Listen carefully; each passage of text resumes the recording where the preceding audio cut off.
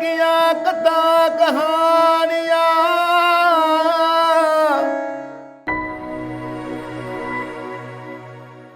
ਇਕ ਓੰਕਾਰ ਸਤਨਾਮ ਕਰਤਾ ਪੁਰਖ ਨਿਰਭਉ ਨਿਰਵੈਰ ਅਕਾਲ ਮੂਰਤ ਅਜੂਨੀ ਸੈਭੰ ਗੁਰ ਪ੍ਰਸਾਦ।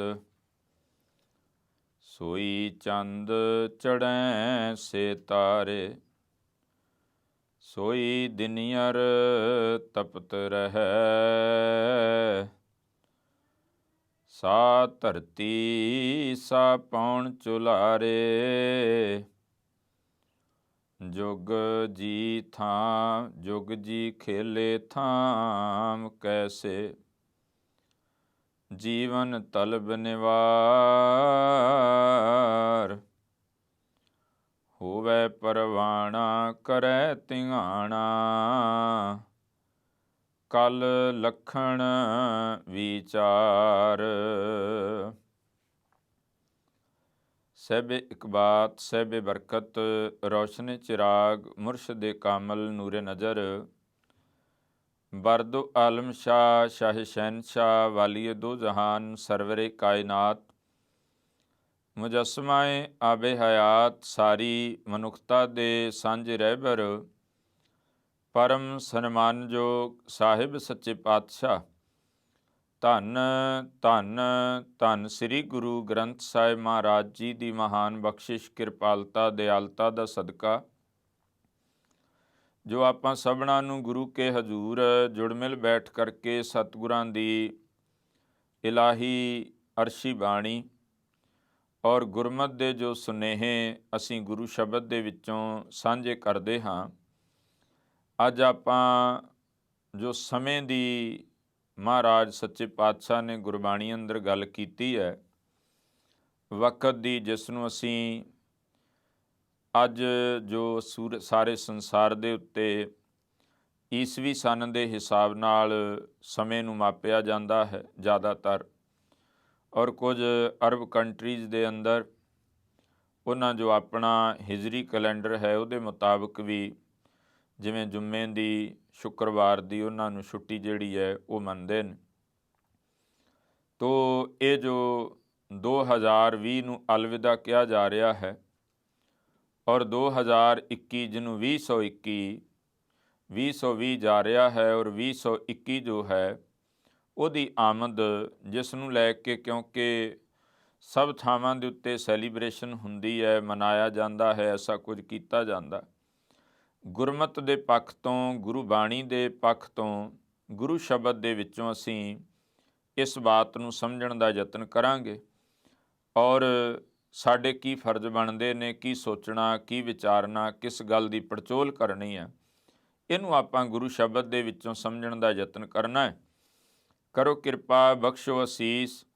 ਵਿਚਾਰਾਂ ਦੀ ਪ੍ਰਾਰੰਭਤਾ ਕਰਨ ਤੋਂ ਪਹਿਲਾਂ ਸਾਹਿਬੇ ਕਮਾਲ ਕਿਰਪਾਲੂ ਪਿਤਾ ਬਾਦਸ਼ਾਹ ਦਰਵੇਸ਼, ਪੁੱਤਰਾਂ ਦੇ ਦਾਨੀ ਅੰਮ੍ਰਿਤ ਕੇ ਦਾਤੇ, ਕਾਦਰੇ ਹਰਕਾਰ ਬੇਕਸਾਰਾਂ ਯਾਰ, ਹੱਕ ਰਾ ਗੰਜੂਰ ਜੁਮਲਾ ਫੈਜ਼ੇ ਨੂਰ, ਬਾਜਾਂ ਵਾਲੇ ਸਤਿਗੁਰੂ, ਧੰਨ ਧੰਨ ਸ੍ਰੀ ਗੁਰੂ ਗੋਬਿੰਦ ਸਿੰਘ ਸਾਹਿਬ ਜੀ ਦੁਆਰਾ ਬਖਸ਼ਿਸ਼ ਕੀਤੀ ਗਈ ਫਤਿਹ। ਧੰਨ ਧੰਨ ਸ੍ਰੀ ਗੁਰੂ ਗ੍ਰੰਥ ਸਾਹਿਬ ਸੱਚੇ ਪਾਤਸ਼ਾਹ ਜੀ ਨੂੰ ਬੜੀ ਸ਼ਰਧਾ ਭਾਵਨਾ ਦੇ ਨਾਲ ਦੋਵੇਂ ਹੱਥ ਜੋੜ ਬਾਅਦਬ ਸੀਸ ਝੁਕਾਉਂਦਿਆਂ ਹੋਇਆਂ ਬੁਲੰਦ ਆਵਾਜ਼ ਦੇ ਵਿੱਚ ਸਾਰੇ ਆਖੋ ਜੀ, ਵਾਹਿਗੁਰੂ ਜੀ ਕਾ ਖਾਲਸਾ, ਵਾਹਿਗੁਰੂ ਜੀ ਕੀ ਫਤਿਹ। ਸਤਿਗੁਰਾਂ ਨੇ ਗੁਰਬਾਣੀ ਦੇ ਅੰਦਰ ਜਦੋਂ ਸਮੇਂ ਦੀ ਗੱਲ ਕੀਤੀ ਹੈ, ਤਾਂ ਉੱਥੇ ਮਹਾਰਾਜ ਨੇ ਸਮੇਂ ਦੇ ਲਈ ਸ਼ਬਦ ਕਾਲ ਵੀ ਵਰਤਿਆ ਹੈ। ਕਾਲ ਦਾ ਅਰਥ ਵੀ ਸਮਾਂ ਹੈ, ਤੇ ਕਾਲ ਸ਼ਬਦ ਮੌਤ ਵਾਸਤੇ ਵੀ ਵਰਤਿਆ ਗਿਆ। ਔਰ ਫਿਰ ਮਹਾਰਾਜ ਨੇ ਸਮੁੱਚੇ ਸੰਸਾਰ ਦੀ ਜਦੋਂ ਗੱਲ ਕੀਤੀ ਹੈ, ਤਾਂ ਕਹਿੰਦੇ ਸਾਰਾ ਪਸਾਰਾ ਕਾਲ ਦੇ ਵਿੱਚ ਹੈ, ਭਾਵ ਕਿ ਸਮੇਂ ਦੇ ਵਿੱਚ ਹੈ। ਜਿਵੇਂ ਸਾਡੀ ਡੇਟ ਆਫ ਬਰਥ ਹੈ, ਅਸੀਂ ਜਨਮੇ ਹਾਂ, ਤਾਂ ਉਹਦੇ ਨਾਲ ਨਾਲ ਸਾਡੀ ਐਕਸਪਾਇਰੀ ਡੇਟ ਵੀ ਹੈ। ਤਾਂ ਉਹ ਐਕਸਪਾਇਰ ਜਿਸ ਤਰ੍ਹਾਂ ਬਹੁਤ ਸਾਰੇ ਸਾਡੇ ਪਹਿਲਾਂ ਵੱਡ ਵਡੇਰੇ, ਉਹਨਾਂ ਦੇ ਬਾਬਤ ਅਸੀਂ ਜਾਣਦੇ ਵੀ ਫਲਾਣੀ ਤਰੀਕ ਤੋਂ ਲੈ ਕੇ ਫਲਾਣੀ ਤਾਰੀਖ ਤੱਕ ਇੰਨੇ ਸਾਲਾਂ ਦੇ ਉਸ ਸੰਸਾਰ ਦੇ ਉੱਤੇ ਉਹਨਾਂ ਨੇ ਜੀਵਨ ਭੋਗਿਆ। ਤਾਂ ਉਹ ਕਾਲ ਦੇ ਜਿਹੜਾ ਦਾਇਰੇ ਵਿੱਚ ਹੈ, ਕਾਲ ਦੇ ਵਿੱਚ ਪੈਦਾ ਹੋਇਆ, ਕਾਲ ਦੇ ਵਿੱਚ ਖਤਮ ਹੋ ਗਿਆ। ਪਰ ਮਹਾਰਾਜ ਦੇ ਅੱਗੇ ਬੇਨਤੀ ਕਰਕੇ ਜਦੋਂ ਪੁੱਛਿਆ ਵੀ ਸਾਹਿਬ ਜੀ ਕੋਈ ਐਸੀ ਵੀ ਚੀਜ਼ ਹੈ ਜੋ ਕਾਲ ਦੇ ਘੇਰੇ ਚੋਂ ਬਾਹਰ ਹੋਵੇ, ਮਹਾਰਾਜ ਕਹਿੰਦੇ ਇੱਕੋ ਇੱਕ ਵਾਹਦ ਹਸਤੀ ਹੈ ਜੋ ਕਾਲ ਦੇ ਘੇਰੇ ਤੋਂ ਬਾਹਰ ਹੈ, ਸਭ ਕੁਝ ਬਾਕੀ ਕਾਲ ਦੇ ਵਿੱਚ ਹੈ। ਔਰ ਆਪ ਜੀ ਜਦੋਂ ਚੌਪਈ ਸਾਹਿਬ ਦੀ ਬਾਣੀ ਪੜ੍ਹਦੇ ਉੱਥੇ ਮਹਾਰਾਜ ਕਹਿੰਦੇ ਕਾਲ ਪਾਏ ਸਮੇਂ ਦੇ ਵਿੱਚ ਬ੍ਰਹਮਾ ਬੱਪ ਧਰਾ, ਬੱਪ ਦਾ ਅਰਥ ਹੁੰਦਾ ਸਰੀਰ, ਕਹਿੰਦੇ ਉਹ ਬਣਿਆ, ਪੈਦਾ ਹੋਇਆ। ਕਾਲ ਪਾਏ ਸਿਵਜੂ ਅਵਤਾਰਾ, ਕਾਲ ਪਾਏ ਕਰ ਵਿਸ਼ਨ ਪ੍ਰਕਾਸ਼ਾ, ਸਕਲ ਕਾਲ ਕਾ ਕੀਆ ਤਮਾਸ਼ਾ। ਫਿਰ ਕਹਿੰਦੇ ਜਵਨ ਕਾਲ ਜੋਗੀ ਸ਼ਿਵ ਕੀਓ, ਵੇਦ ਰਾਜ ਬ੍ਰਹਮਾ ਜੂ ਥੀਓ, ਜਵਨ ਕਾਲ ਸਭ ਲੋਕ ਸਵਾਰਾ, ਨਮਸਕਾਰ ਹੈ ਤਾਹੇ ਹਮਾਰਾ। ਕਹਿੰਦੇ ਸਾਰਾ ਕੁਝ ਸਮੇਂ ਦੇ ਵਿੱਚ ਹੈ, ਕਾਲ ਦੇ ਵਿੱਚ ਹੈ, ਲੇਕਿਨ ਇੱਕ ਪਰਮੇਸ਼ਰ ਹੈ, ਪਰਮਾਤਮਾ ਹੈ ਜਿਹੜਾ ਇਹ ਕਾਲ ਨੂੰ ਬਣਾਉਣ ਵਾਲਾ ਹੈ, ਪਰ ਉਹ ਆਪ ਕਾਲ ਦੇ ਘੇਰੇ ਵਿੱਚ ਨਹੀਂ ਹੈ। ਤਾਂ ਕਰਕੇ ਉਹਦੇ ਲਈ ਸ਼ਬਦ ਵਰਤਿਆ ਅਕਾਲ ਮੂਰਤ, ਭਾਵ ਕਿ ਉਹ ਕਾਲ ਦੀ ਮੂਰਤ ਨਹੀਂ ਹੈ, ਉਹ ਕਾਲ ਨੂੰ ਬਣਾਉਣ ਵਾਲਾ, ਜਿਹਨੂੰ ਜਾਪ ਸਾਹਿਬ ਵਿੱਚ ਆਖਿਆ ਨਮੋ ਕਾਲ ਕਾਲੇ। ਤੋ ਉਹਦੇ ਨਾਲ ਨਾਲ ਹੁਣ ਅਗਲੀ ਬਾਤ ਸਮਝਣਾ, ਅਸੀਂ ਬਹੁਤ ਵਾਰ ਇਹੋ ਜਿਹੇ ਵਿਚਾਰਾਂ ਵਿੱਚ ਜਾਂਦੇ ਹਾਂ ਕਿ ਸਮਾਂ ਇਹ ਮਾੜਾ ਹੈ, ਚੰਗਾ ਹੈ। ਮਹਾਰਾਜ ਕਹਿੰਦੇ ਵਕਤ ਕਦੇ ਵੀ ਨਾ ਮਾੜਾ ਹੁੰਦਾ ਨਾ ਚੰਗਾ ਹੁੰਦਾ। ਵਕਤ ਕੀ ਹੈ, ਉਹਦੀ ਵਰਤੋਂ ਦੇ ਉੱਤੇ ਡਿਪੈਂਡ ਕਰਦਾ ਹੈ। ਬਈ ਤੁਸੀਂ ਉਹਦੀ ਜਿਸ ਤਰ੍ਹਾਂ ਦੀ ਵਰਤੋਂ ਕਰਦੇ ਹੋ, ਜਿਸ ਢੰਗ ਨਾਲ ਉਹਦਾ ਇਸਤੇਮਾਲ ਕਰਦੇ ਹੋ, ਉਹ ਸਮਾਂ ਉਸੇ ਹਿਸਾਬ ਦੇ ਨਾਲ ਸਹੀ ਵਰਤੋਂ ਕਰਦੇ ਹੋ ਚੰਗਾ ਹੋ ਜਾਂਦਾ, ਮਾੜੀ ਕਰਦੇ ਹੋ ਤੇ ਮੰਦਾ ਹੋ ਜਾਂਦਾ। ਗੁਰਬਾਣੀ ਵਿੱਚ ਇੱਥੋਂ ਤੱਕ ਬਚਨ ਆਏ, ਸੋਈ ਚੰਦ ਚੜ੍ਹੈ ਸੇ ਤਾਰੇ, ਸੋਈ ਦਿਨੀਅਰ ਤਪਤ ਰਹਿ, ਸਾ ਧਰਤੀ ਸਾ ਪੌਣ ਝੁਲਾਰੇ, ਜੁਗ ਜੀ ਖੇਲੇ ਥਾਮ ਕੈਸੇ।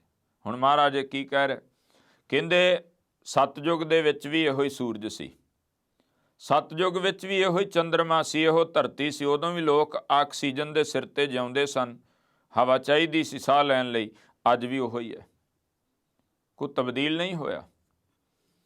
ਇਸੇ ਕਰਕੇ ਵਕਤ ਨੂੰ ਮਾੜਾ ਕਹਿ ਕੇ ਮਨੁੱਖ ਇਹ ਆ ਕਿ ਆਪ ਬਰੀ ਹੋਣਾ ਚਾਹੁੰਦਾ, ਵੀ ਚਲੋ ਸਮੇਂ ਦੇ ਉੱਤੇ ਸੁੱਟ ਦਿਓ ਜੀ ਚੀਜ਼, ਸਮਾਂ ਹੀ ਮਾੜਾ ਸੀ ਜੀ, ਮੈਂ ਕੀ ਕਰਦਾ। ਤੋ ਇਹ ਅਕਸਰ ਇਹੋ ਜਿਹਾ ਕੁਝ ਮਨੁੱਖ ਜਿਹੜਾ ਉਹ ਕਰਦਾ ਆ। ਪਰ ਮਹਾਰਾਜ ਕਹਿੰਦੇ ਆ ਅਸਲ ਵਿੱਚ ਉਹੋ ਹੀ ਸੂਰਜ ਹੈ, ਉਹੋ ਹੀ ਚੰਦਰਮਾ ਹੈ, ਉਹੋ ਹੀ ਧਰਤੀ ਹੈ, ਉਹੀ ਹਵਾ ਹੈ, ਸਾਰਾ ਕੁਝ ਉਹੀ ਹੈ। ਉਦੋਂ ਵੀ ਇਸੇ ਢੰਗ ਦੇ ਨਾਲ ਜੀਵਨ ਸੀ, ਅੱਜ ਵੀ ਉਸੇ ਢੰਗ ਦੇ ਨਾਲ ਹੈ।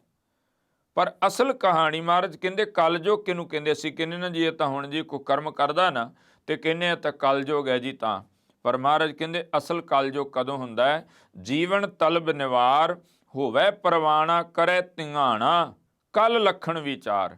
ਪ੍ਰਵਾਣਾ ਜਿਹਦੇ ਕੋਲੇ ਕੋਈ ਸ਼ਕਤੀ ਆ, ਤਾਕਤ ਆ, ਉਹ ਆਪਣੀ ਉਸ ਤਾਕਤ ਦੇ ਨਾਲ ਆਪਣੇ ਤੋਂ ਮਾੜਿਆਂ ਤੇ ਕਮਜ਼ੋਰਾਂ ਤੇ ਉਹਦੀ ਜ਼ੋਰ ਅਜ਼ਮਾਇਸ਼ ਕਰਦਾ, ਧੱਕਾ ਕਰਦਾ, ਉਹਨਾਂ ਨਾਲ ਸੀਨਾ ਜ਼ੋਰੀ ਕਰਦਾ, ਕਹਿੰਦੇ ਉਹਨੂੰ ਅਸਲ ਵਿੱਚ ਕਲਯੁਗ ਕਹਿੰਦੇ। ਵੈਸੇ ਕਲਯੁਗ ਨਹੀਂ ਹੈ। ਤੋ ਸਤਿਗੁਰੂ, ਕਿਉਂਕਿ ਅਸੀਂ ਤਾਂ ਕਲਯੁਗ ਨੂੰ ਮਾੜਾ ਕਹਿ ਹੀ ਨਹੀਂ ਸਕਦੇ, ਕਿਉਂਕਿ ਗੁਰੂ ਨਾਨਕ ਸਾਹਿਬ ਕਲਯੁਗ ਦੇ ਅਵਤਾਰ ਨੇ, ਅਸੀਂ ਕਿਵੇਂ ਕਵਾਂਗੇ। ਗੁਰਬਾਣੀ ਤੇ ਕਹਿੰਦੀ ਧੰਨ ਧੰਨ ਕਲਯੁਗ ਨਾਨਕਾ, ਜੇ ਚੱਲੈ ਸਤਿਗੁਰ ਪਾਏ। ਪਰ ਤੂੰ ਗੁਰੂ ਦੇ ਅਨੁਸਾਰੀ ਹੋਵੇਂ ਤਾਂ ਆ। ਫਿਰ ਮਾਲਕ ਨੇ ਕਿਰਪਾ ਕੀਤੀ, ਬਖਸ਼ਿਸ਼ ਕੀਤੀ। ਸਾਹਿਬ ਕਹਿੰਦੇ ਇੱਕ ਤਾਂ ਇਹ ਮਨ ਦੇ ਵਿੱਚ ਚਿੱਤ ਨੂੰ ਚੰਗੀ ਤਰ੍ਹਾਂ ਧਾਰਨ ਕਰ ਲਾ ਕਿ ਸਮਾਂ ਜਿਹੜਾ ਹੈ ਕੋਈ ਵੀ ਮਾੜਾ ਜਾਂ ਚੰਗਾ ਨਹੀਂ, ਵਕਤ ਸਾਰਾ ਹੀ ਜਿਹੜਾ ਉਸ ਮਾਲਕ ਦਾ ਬਣਾਇਆ ਹੋਇਆ ਹੈ।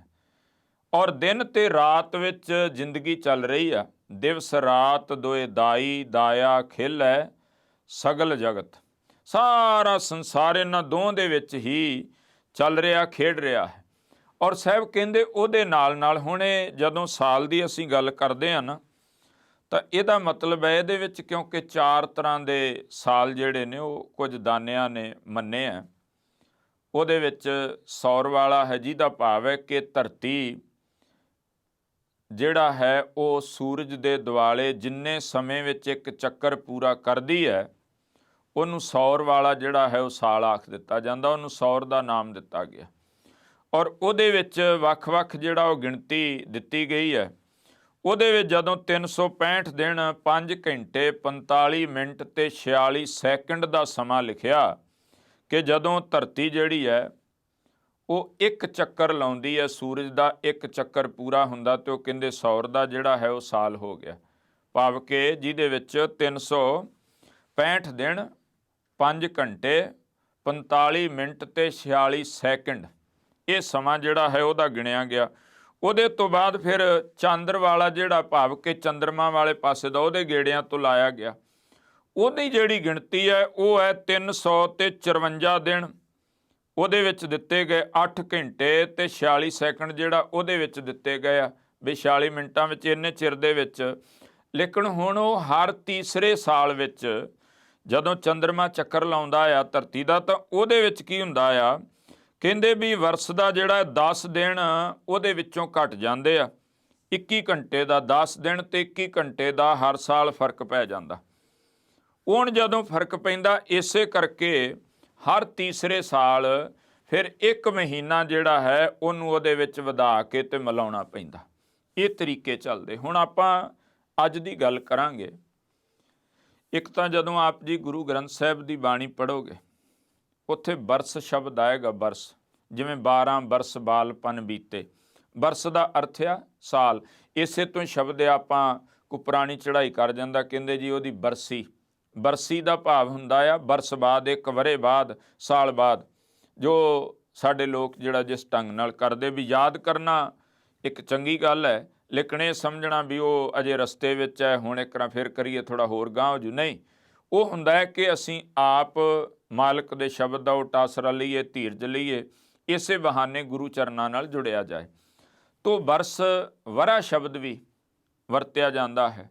ਹੁਣ ਗੁਰਬਾਣੀ ਦੇ ਵਿੱਚ ਬਿਕਰਮੀ ਸੰਮਤ ਦੇ ਮੁਤਾਬਕ ਜਿਹੜੀ ਗਿਣਤੀ ਹੈ ਜਿਹਨੂੰ ਅਸੀਂ ਦੇਸੀ ਸਾਲ ਕਹਿੰਦੇ, ਜਿਹੜਾ ਸਾਡਾ ਚੇਤਰ ਦੇ ਮਹੀਨੇ ਤੋਂ ਆਰੰਭ ਹੁੰਦਾ, ਚੇਤ ਦਾ ਪਹਿਲਾ ਮਹੀਨਾ ਉਹ ਦੇਸੀ ਸਾਲ ਦਾ ਪਹਿਲਾ ਮਹੀਨਾ। ਗੁਰੂ ਗ੍ਰੰਥ ਸਾਹਿਬ ਦੇ ਵਿੱਚ 2 ਥਾਵਾਂ ਤੇ 12 ਮਾਹ ਦੀ ਬਾਣੀ ਹੈ ਔਰ ਦੋਨਾਂ ਨੂੰ ਹੀ ਮਹਾਰਾਜ ਨੇ ਚੇਤ ਤੋਂ ਸ਼ੁਰੂ ਕੀਤਾ, ਚੇਤਰ ਦੇ ਮਹੀਨੇ ਤੋਂ। ਕਲਗੀਧਰ ਪਾਤਸ਼ਾਹ ਮਹਾਰਾਜ ਦਾ ਉਚਾਰਨ ਕੀਤਾ 12 ਮਾਹ ਆ। ਤਾਂ ਇਹਦੇ ਵਿੱਚ ਹੁਣ ਜਿਹੜੀ ਤਰਤੀਬ ਆ, ਜਿਵੇਂ ਹੁਣ ਅਸੀਂ ਇਹ ਜਿਹੜਾ ਮਹੀਨਾ ਚੱਲ ਰਿਹਾ ਪੋਹ ਹੈ, ਇਹਦੇ ਤੋਂ ਬਾਅਦ ਮਾਘ ਆਉਣਾ ਆ, ਮਾਘ ਤੋਂ ਬਾਅਦ ਫਿਰ ਫੱਗਣ ਆਉਣਾ ਆ, ਤੋਂ ਫੱਗਣ ਤੋਂ ਬਾਅਦ ਫਿਰ ਅੱਗੇ ਜਾ ਕੇ ਚੇਤਰ ਹੈ ਜਦੋਂ ਨਵੇਂ ਸਾਲ ਦੀ ਉੱਥੇ ਸਟਾਰਟ ਹੋਣੀ ਹੈ ਬਿਕਰਮੀ ਸੰਮਤ।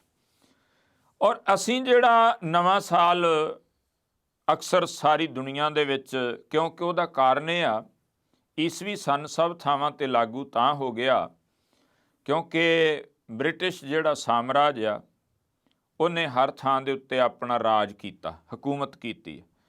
ਔਰ ਜਿੱਥੇ ਉਹ ਹਕੂਮਤ ਉਹਨਾਂ ਨੇ ਕੀਤੀ ਉੱਥੇ ਆਪਣਾ ਪਹਿਰਾਵਾ ਵੀ ਲੋਕਾਂ ਨੂੰ ਦਿੱਤਾ ਔਰ ਆਪਣੀਆਂ ਜਿਹੜੀਆਂ ਨੇ ਆਦਤਾਂ ਭਾਵ ਕਿ ਉਹਨਾਂ ਦਾ ਰਹਿਣ ਸਹਿਣ, ਉਹ ਚੀਜ਼ਾਂ ਤੋਂ ਪ੍ਰਭਾਵਿਤ ਹੋਏ ਲੋਕ। ਔਰ ਉਹਦੇ ਵਿੱਚ ਉਹਨਾਂ ਨੇ ਆਪਣਾ ਸਾਰੇ ਦਫ਼ਤਰੀ ਕੰਮ ਕਾਜ ਜੋ ਕੁਝ ਸੀ ਉਹ ਈਸਵੀ ਸਨ ਮੁਤਾਬਕ ਕਰਦੇ ਸੀ। ਤੋ ਈਸਵੀ ਸਨ ਦਾ ਮਤਲਬ ਹੈ ਕਿ ਈਸਾ ਤੋਂ ਮੰਨਦੇ ਨੇ, ਈਸਾ ਦੇ ਆਰੰਭ ਤੋਂ ਭਾਵ ਈਸਾ ਦੇ ਜਨਮ ਤੋਂ ਉਸ ਚੀਜ਼ ਨੂੰ ਲੈ ਕੇ ਚੱਲਦੇ ਬਈ ਇਹ ਅਸੀਂ ਉਸ ਨੂੰ ਆਪਣਾ ਪੈਗੰਬਰ ਮੰਨਦੇ ਹਾਂ ਤੇ ਉਹ ਇੱਕ ਯੁੱਗ ਪਲਟਾਊ ਪੁਰਸ਼ ਤੇ ਜਿਨ੍ਹਾਂ ਤੋਂ ਉਹ ਈਸਵੀ ਸਨ ਨੂੰ ਆਰੰਭ ਕਰਦੇ। ਜਿਹੜਾ ਬਿਕਰਮੀ ਸੰਮਤ ਅੱਜ ਵੀ ਆਪਾਂ ਜਿਵੇਂ ਜਦੋਂ ਕਰਨਾ ਹੋਵੇ ਨਾ, ਮੰਨ ਲਓ 2020 ਆ ਤੇ 2020 ਦੇ ਵਿੱਚ 57 ਜੋੜੋਗੇ ਤੇ ਇਹ ਬਣ ਜਾਣਾ ਆ 2077। ਹੁਣ 2077 ਦੇ ਵਿੱਚੋਂ 57 ਘਟਾ ਦਿਓ ਤੇ ਪਿੱਛੇ ਰਹਿ ਗਿਆ 2020। ਇਹ ਜਿਹੜਾ ਜਦੋਂ ਅਸੀਂ ਆਖਾਂਗੇ ਨਾ ਬਿਕਰਮੀ ਸੰਮਤ ਕਿਹੜਾ ਹੈ, ਹੁਣ 2021 ਦੇ ਵਿੱਚ 2078 ਬਿਕਰਮੀ ਸੰਮਤ ਹੋ ਜਾਣਾ ਹੈ। ਤੇ ਜਦੋਂ 2078 ਦੇ ਵਿੱਚੋਂ ਅਸੀਂ 57 ਘਟਾਵਾਂਗੇ ਤਾਂ ਉਹ ਰਹਿ ਜਾਏਗਾ 2021। ਤਾਂ ਇਹ ਅਸੀਂ ਜਦੋਂ ਗੁਰਬਾਣੀ ਵਿੱਚ ਪੜ੍ਹਦੇ ਹਾਂ ਉੱਥੇ ਬਿਕਰਮੀ ਸੰਮਤ ਦੇ ਮੁਤਾਬਕ ਉਹਨਾਂ ਦੇਸੀ ਸਾਲਾਂ ਦੇ ਮੁਤਾਬਕ ਜਿਹੜੀ ਹੈ ਸ਼ੁਰੂਆਤ ਕੀਤੀ ਗਈ, ਜਦ ਕਿ ਨਾਨਕ ਸ਼ਾਹੀ ਕੈਲੰਡਰ ਵੀ ਜਿਹੜਾ ਹੈ ਉਹ ਬਣਾਇਆ ਗਿਆ ਜਿਸ ਢੰਗ ਨਾਲ ਉਹਦੀ ਮਤਲਬ ਉਹਨੂੰ ਲਾਗੂ ਕਰਨਾ, ਫਿਰ ਉਹਦਾ ਜਿਹੜਾ ਹੈ ਉਹ ਦੁਬਾਰਾ ਉਹਨੂੰ ਹਟਾ ਦੇਣਾ। ਅਤੇ ਅਸੀਂ ਜਦੋਂ ਉਹਨਾਂ ਮਹੀਨਿਆਂ ਦੇ ਹਿਸਾਬ ਨਾਲ ਚੱਲਦੇ ਹਾਂ, ਜੋ ਗੁਰਬਾਣੀ ਵਿੱਚ ਤਰਤੀਬ ਆਈ ਆ ਉਹਦੇ ਵਿੱਚ ਚੇਤਰ ਤੋਂ ਪਹਿਲਾ ਮਹੀਨਾ ਹੈ, ਇਹਦੇ ਵਿੱਚ ਜਨਵਰੀ ਤੋਂ ਹੈ। ਜਨਵਰੀ ਤੋਂ ਪਹਿਲਾ ਮਹੀਨਾ ਜਿਹੜਾ ਹੈ ਉਹ ਮੰਨਿਆ ਜਾਂਦਾ ਹੈ ਵੀ ਜਿਵੇਂ 31 ਦਸੰਬਰ ਹੈ ਤਾਂ ਉਹਦੀ ਰਾਤ 12 ਵਜੇ ਤੋਂ ਬਾਅਦ ਦਾ ਅਸੀਂ ਉਸ ਨੂੰ ਆਖਣਾ ਵੀ ਹੁਣ ਭਾਈ ਸਾਲ ਬਦਲ ਗਿਆ। ਹੁਣ ਅਗਲੀ ਬਾਤ ਜਿਹੜੀ ਸਮਝਣ ਵਾਲੀ ਹੈ, ਇਹ ਜਦੋਂ ਵੀ ਅਸੀਂ ਵਿਕਰਮੀ ਸੰਮਤ ਦੇ ਵਿੱਚੋਂ ਈਸਵੀ ਸਨ ਜਿਹੜਾ ਹੈ ਕੱਢਣਾ ਹੋਵੇ, ਜ਼ਿਆਦਾਤਰ ਪੁਰਾਣਾ ਇਤਿਹਾਸ ਜਿਹੜਾ ਹੈ, ਇਤਿਹਾਸ ਦੇ ਸੋਰਸ ਹੈ, ਉਹਨਾਂ ਵਿੱਚ ਉਹ BC ਲਿਖਿਆ ਮਿਲੇਗਾ, ਜਿਹਦਾ ਅਰਥ ਹੈ ਬਿਫੋਰ ਕ੍ਰਾਈਸਟ, ਭਾਵ ਕਿ ਉਹਦੇ ਤੋਂ ਈਸਾ ਤੋਂ ਪਹਿਲਾਂ। ਇਹ ਜਿਹੜਾ ਵਿਕਰਮੀ ਸੰਮਤ ਆ, ਇਹ ਰਾਜਾ ਵਿਕਰਮਾਦਿੱਤਿਆ, ਇਸ ਨਾਂ ਦੇ ਅਨੇਕਾਂ ਰਾਜੇ ਹੋਏ। ਜਿਵੇਂ ਵਿਕਰਮ ਆਦਿੱਤਿਆ ਜਿਹੜਾ ਇਹ ਪਦਵੀ ਬਣ ਗਈ ਸੀ ਇੱਕ ਹਿਸਾਬ ਦੀ, ਜਿਵੇਂ ਬ੍ਰਿਟਿਸ਼ ਵਿੱਚ ਆਪ ਜੀ ਵੇਖੋਗੇ ਜਾਰਜ ਪਹਿਲਾ, ਜਾਰਜ ਦੂਜਾ, ਤੀਜਾ, ਜਾਰਜ ਪੰਜਵਾਂ, ਇਸ ਤਰ੍ਹਾਂ ਚੱਲਦੇ ਨਾ। ਇਸ ਤਰ੍ਹਾਂ ਹੀ ਵਿਕਰਮਾਦਿੱਤਿਆ ਜਿਹੜੀ ਉਹ ਪਦਵੀ ਬਣ ਗਈ। ਇਹ ਜਿਹੜਾ ਆ ਸਾਲ ਮੰਨਿਆ ਜਾਂਦਾ ਕਿ ਰਾਜੇ ਗਰਦਭਿਲ ਦੇ ਪੁੱਤਰ ਨੇ, ਉਜੈਨ ਦਾ ਜਿਹੜਾ ਉਸ ਵਕਤ ਰਾਜਾ ਸੀ, ਉਹਨੇ ਇਹ ਵਿਕਰਮੀ ਸੰਮਤ ਜਿਹੜਾ ਈਸਵੀ ਸਨ ਤੋਂ 57 ਸਾਲ ਪਹਿਲਾਂ ਲਿਖਿਆ, ਆਰੰਭ ਕੀਤਾ, ਉਸ ਨੂੰ ਵਿਕਰਮੀ ਸੰਮਤ ਕਹਿੰਦੇ। ਉਹਦੇ ਮੁਤਾਬਕ ਜੋ ਸਾਡੀਆਂ ਪੁਰਾਣੀਆਂ ਲਿਖਤਾਂ ਨੇ ਉਹਨਾਂ ਵਿੱਚ ਜ਼ਿਆਦਾਤਰ ਜਿਹੜਾ ਉਹ ਤੁਹਾਨੂੰ ਵਿਕਰਮੀ ਸੰਮਤ ਸਾਡੇ ਇੱਧਰ ਦਾ ਲਿਖਿਆ ਮਿਲੇਗਾ। ਲੇਕਿਨ ਜਿਵੇਂ ਜਿਵੇਂ ਬ੍ਰਿਟਿਸ਼ ਸਾਮਰਾਜ ਉਹਦਾ ਪਸਾਰਾ ਹੋਇਆ ਜਾਂ ਇੰਟਰਨੈਸ਼ਨਲ ਤੌਰ 'ਤੇ ਜਿਹੜੀਆਂ ਤਾਕਤਾਂ ਆਈਆਂ, ਜਦੋਂ ਕੰਮਕਾਜ ਉਸ ਢੰਗ ਨਾਲ ਉਹਨਾਂ ਡੇਟਾਂ ਵਿੱਚ, ਉਹਨਾਂ ਤਾਰੀਖਾਂ ਵਿੱਚ ਹੋਣ ਲੱਗਾ, ਤਾਂ ਉਸ ਤਰੀਕੇ ਦੇ ਨਾਲ ਉਹ ਫਿਰ ਜਿਹੜੀਆਂ ਚੀਜ਼ਾਂ ਨੇ ਬਣਨ ਲੱਗੀਆਂ, ਉਸੇ ਤਰੀਕੇ ਨਾਲ ਹੀ ਉਹਨੂੰ ਮਨਾਉਣਾ ਸ਼ੁਰੂ ਕਰ ਦਿੱਤਾ। ਹੁਣ ਅਗਲੀ ਬਾਤ ਜਿਹੜੀ ਹੈ, ਇੱਕ ਤਾਂ ਅਸੀਂ ਕਿਉਂਕਿ ਜਦੋਂ ਵੀ ਅਰਦਾਸ ਸਿੱਖ ਕਰਦਾ ਨਾ, ਉਹ ਇਹ ਕਹਿੰਦਾ ਕਿ ਮਾਲਕ ਪਿਛਲਾ ਸਮਾਂ ਤੇਰੇ ਹੁਕਮ ਤੇਰੀ ਰਜਾ ਦੇ ਵਿੱਚ ਭਾਣੇ ਅੰਦਰ ਬਤੀਤ ਹੋਇਆ। ਆਪ ਜੀ ਆਖੋਗੇ ਜੀ ਇਹ ਤਾਂ, ਕਿਉਂਕਿ ਬਹੁਤ ਆਖਣਗੇ ਜੀ 2020 ਜਿਹੜਾ ਸੀ ਬੜਾ ਮਾੜਾ ਨਿਕਲਿਆ, ਕਰੋਨਾ ਹੋ ਗਿਆ, ਆਹ ਕੁਝ ਹੋਇਆ, ਕਈ ਚੀਜ਼ਾਂ ਦਾ ਜ਼ਿਕਰ ਆਏਗਾ, ਇਹ ਤਾਂ ਜੀ ਬੜਾ ਮਾੜਾ ਸਮਾਂ, ਹੁਣ 2021 ਚੰਗਾ ਹੋਵੇ ਜੀ, ਐਸਾ ਕੁਝ, ਅਨੇਕਾਂ ਚੀਜ਼ਾਂ। ਲੇਕਿਨ ਗੁਰਸਿੱਖ ਦੀ ਜਿਹੜੀ ਭਾਵਨਾ ਆ ਉਹ ਇਹ ਹੈ ਕਿ ਸਾਡੀਆਂ ਤਾਂ ਉਹ ਮਤਾਵਾਂ ਵੀ ਜਦੋਂ ਬੱਚਿਆਂ ਦੇ ਟੁਕੜੇ ਉਹਨਾਂ ਦੇ ਕਰਕੇ ਉਹਨਾਂ ਦੇ ਗਲ ਵਿੱਚ ਪਾ ਦਿੱਤੇ ਗਏ, ਹਾਰ ਬਣਾ ਕੇ ਆਂਦਰਾਂ ਉਹਨਾਂ ਦੇ ਗਲ 'ਚ ਪਾਈਆਂ, ਉਹਨਾਂ ਦੇ ਮੂੰਹ 'ਤੇ ਉਹਨਾਂ ਦਾ ਖੂਨ ਮਲਿਆ ਗਿਆ। ਉਹਨਾਂ ਨੇ ਉਦਣ ਵੀ ਜੇ ਸ਼ਾਮ ਨੂੰ ਰਹਿਰਾਸ ਸਾਹਿਬ ਦਾ ਪਾਠ ਕਰਕੇ ਅਰਦਾਸ ਕੀਤੀ ਤੇ ਹੀ ਆਖਿਆ, ਮਾਲਕ 4 ਪੈਰ ਦਿਹਾੜਾ ਤੇਰੇ ਭਾਣੇ ਅੰਦਰ ਸੁੱਖ ਆਨੰਦ ਨਾਲ ਬਤੀਤ ਹੋਇਆ ਹੈ, 4 ਪੈਰ ਰਹਿਣ ਆਈ ਤੇਰੇ ਭਾਣੇ ਅੰਦਰ ਬਤੀਤ ਕਰਵਾ ਲੈਣੀ। ਕਿਉਂਕਿ ਉਹ ਮਾਲਕ ਦੇ ਵਰਤਾਰੇ ਦੇ ਅੱਗੇ ਅਰਜ਼ੋਈ ਕਰਦਾ ਹੈ, ਬੇਨਤੀ ਕਰਦਾ ਆ, ਪਰ ਇਹ ਨਹੀਂ ਕਹਿੰਦਾ। ਔਰ ਗੁਰਬਾਣੀ ਵਿੱਚ ਚੰਗਾ ਮਾੜਾ ਸਮਾਂ ਜਿਹੜਾ ਲਿਖਿਆ ਨਾ, ਉਹ ਇਹ ਲਿਖਿਆ ਕਿ ਮਾਲਕ ਜੀ ਉਹ ਮੇਰੇ ਵਾਸਤੇ ਸਭ ਨਾਲੋਂ ਚੰਗਾ ਸਮਾਂ, ਚੰਗੀ ਰੁੱਤ ਹੈ, ਦਿਨ ਚੰਗਾ ਹੈ ਜਦੋਂ ਮੈਨੂੰ ਤੇਰੀ ਯਾਦ ਆਉਂਦੀ ਹੈ, ਜਦੋਂ ਮੈਂ ਤੇਰੇ ਸਮਰਨ ਵਿੱਚ ਹਾਂ, ਤੇਰੇ ਚੇਤੇ ਵਿੱਚ ਹਾਂ, ਤੇਰੀ ਬੰਦਗੀ ਵਿੱਚ ਹਾਂ। ਪਰ ਜਦੋਂ ਤੂੰ ਮੈਨੂੰ ਭੁੱਲਦਾ ਹੈ, ਉਹ ਮੇਰੇ ਵਾਸਤੇ ਸਭ ਨਾਲੋਂ ਮਾੜਾ ਦਿਨ ਹੁੰਦਾ, ਸਭ ਨਾਲੋਂ ਮਾੜੀ ਰੁੱਤ ਹੁੰਦੀ। ਤਾਂ ਬਚਨ ਵਰਤਿਆ, ਨਾਨਕ ਸੋਈ ਦਿਨ ਸੁਹਾਵੜਾ, ਜਿਤ ਪ੍ਰਭ ਆਵੇ ਚਿੱਤ, ਜਿਤ ਦਿਨ ਵਿਸਰੈ ਪਾਰ ਬ੍ਰਹਮ ਫਿੱਟ ਭਲੇਰੀ ਰੁੱਤ। ਇੱਕ ਪੱਖ ਇਹ ਵੀ ਸਭ ਨਾਲੋਂ ਚੰਗਾ ਸਮਾਂ ਸਾਡੇ ਲਈ ਉਹ ਹੈ ਜਦੋਂ ਮਾਲਕ ਦੀ ਯਾਦ ਹੈ। ਜੇ ਮਾਲਕ ਦੀ ਯਾਦ ਨਹੀਂ ਤਾਂ ਉਹਦੇ ਨਾਲੋਂ ਮੰਦਾ ਨਹੀਂ ਹੋ ਸਕਦਾ। ਅਗਲੀ ਬਾਤ ਗੁਰਬਾਣੀ 'ਚ ਮਹਾਰਾਜ ਨੇ ਸਮੇਂ ਬਾਬਤ ਇਹ ਦਿੱਤੀ ਕਿ ਵਕਤ ਕਦੇ ਠਹਿਰਦਾ ਨਹੀਂ, ਤੇ ਸਮੇਂ ਦੀ ਕਦਰ ਕਰੋ। ਔਰ ਇਹ ਚੀਜ਼ ਨੂੰ ਸਮਝੋ, ਗੁਰਬਾਣੀ ਵਿੱਚ ਕਿਤੇ ਨਹੀਂ ਆਖਿਆ ਤੂੰ ਵੱਡਾ ਹੋ ਰਿਹਾ ਆ, ਤੂੰ ਵੱਧ ਰਿਹਾ ਆ। ਗੁਰਬਾਣੀ ਵਿੱਚ ਆਖਿਆ ਤੂੰ ਘਟ ਰਿਹਾ ਹੈ। ਔਰ ਇੱਕ ਇੱਕ ਦਿਨ ਕਰਕੇ, ਪਲ ਕਰਕੇ, ਪਹਿਲਾਂ ਸਮਾਂ ਜਿਵੇਂ ਹੁਣ ਆਪਾਂ ਮਿੰਟਾਂ ਵਿੱਚ, ਘੰਟਿਆਂ ਵਿੱਚ, ਮਿੰਟਾਂ ਵਿੱਚ, ਸਕਿੰਟਾਂ ਵਿੱਚ, ਉਹਦੇ ਤੋਂ ਵੀ ਥੱਲੇ ਇਸ ਤਰ੍ਹਾਂ ਗਿਣਦੇ ਹਾਂ। ਪਹਿਲਾਂ ਸੀਗਾ ਜੋ ਆਪਾਂ ਜਦੋਂ ਸੋਹਿਲਾ ਸਾਹਿਬ ਦੀ ਬਾਣੀ ਪੜ੍ਹਦੇ ਹਾਂ, ਵਿਸੇ, ਚੱਸਿਆ, ਘੜੀਆਂ, ਪਹਿਰਾਂ, ਥਿੱਤੀ, ਵਾਰੀ, ਮਾਹ ਹੋਆ। ਮਾਹ ਦਾ ਅਰਥ ਹੈ ਮਹੀਨਾ। ਵੀ ਵਿਸੇ ਤੋਂ ਫਿਰ ਚੱਸਿਆਂ ਦੀ ਗੱਲ, ਚੱਸਿਆਂ ਤੋਂ ਵਿਸੇ, ਚੱਸਿਆ ਫਿਰ ਘੜੀਆਂ, ਫਿਰ ਪੈਰ, ਜਿਵੇਂ 4 ਪੈਰ ਦਿਨ ਦੇ, 4 ਰਾਤ ਦੇ, 24 ਮਿੰਟ ਦੀ ਜਿਹੜੀ ਘੜੀ, 24 ਤੋਂ 24.5 ਮਿੰਟ, ਇਹ ਉਦੋਂ ਇਸ ਤਰ੍ਹਾਂ ਸਮਾਂ ਗਿਣਿਆ ਜਾਂਦਾ ਸੀ। ਪਰ ਮਹਾਰਾਜ ਕਹਿੰਦੇ ਆ ਵੀ ਇਹ ਵਕਤ ਜਿਹੜਾ ਆ ਉਹ ਨਿਰੰਤਰ ਚੱਲਿਆ ਜਾ ਰਿਹਾ, ਤੇ ਸਮੇਂ ਨੂੰ ਸੰਭਾਲਣਾ ਵਕਤ ਨੂੰ ਸੰਭਾਲਣਾ, ਇਹਦੀ ਕਦਰ ਕਰਨੀ। ਤੇ ਕਹਿੰਦੇ ਜੇ ਸਮਾਂ ਲੰਘ ਗਿਆ ਨਾ ਫਿਰ ਪਛਤਾਵਾ ਰਹਿ ਜਾਏਗਾ, ਔਰ ਇਹ ਰੁਕਦਾ ਨਹੀਂ। ਭਾਈ ਸਾਹਿਬ ਭਾਈ ਵੀਰ ਸਿੰਘ ਹੁਣਾਂ ਨੇ ਬਚਨ ਵਰਤਿਆ, ਰਹੀ ਵਾਸਤੇ ਘੱਤ ਸਮੇਂ ਨੇ ਇੱਕ ਨਾ ਮੰਨੀ, ਫੜ ਫੜ ਰਹੀ ਤਰੀਕ ਸਮੇਂ ਖਿਸਕਾਈ ਕੰਨੀ, ਇਹ ਠਹਿਰਨ ਜਾਚ ਨਾ ਜਾਣਦਾ, ਲੰਘ ਗਿਆ ਨਾ ਮੁੜ ਕੇ ਆਮਦਾ। ਤੋ ਅਸੀਂ ਜਿਹੜਾ ਲੰਘ ਗਿਆ ਉਹਨੂੰ ਲਿਆ ਨਹੀਂ ਸਕਦੇ ਵਾਪਸ, ਭਾਵੇਂ ਕੋਈ ਰਾਜਾ ਤੇ ਭਾਵੇਂ ਭਿਖਾਰੀ ਹੈ। ਪਰ ਜੋ ਵਰਤਮਾਨ ਹੈ ਸਾਡੇ ਕੋਲੇ, ਉਹ ਸੰਭਲ ਸੰਭਾਲੇ ਸੱਜ ਨੂੰ।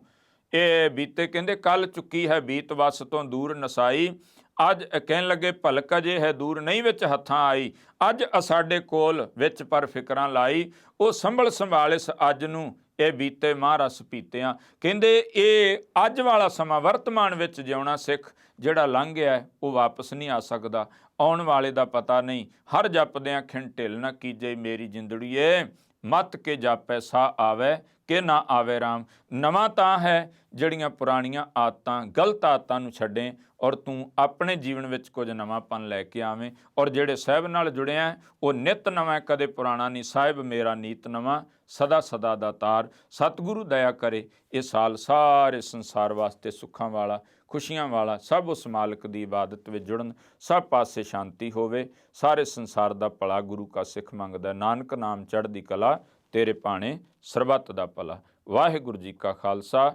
ਵਾਹਿਗੁਰੂ ਜੀ ਕੀ ਫਤਿਹ। ਕੀਆਂ ਕਥਾ ਕਹਾਣੀਆਂ